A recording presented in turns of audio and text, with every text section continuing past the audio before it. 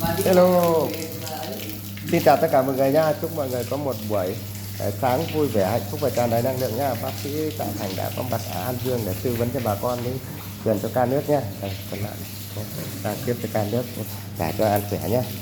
Đây, đàn đã rất đẹp nha. Nếu bà con cần tư vấn thì cứ điện thoại bác sĩ Tạ Thành ok. Số điện thoại là 0966781163, khu vực Song Vân, Tân Yên, Bắc Giang nhá. Đây, gia đình nuôi rất nhiều lợn nhé.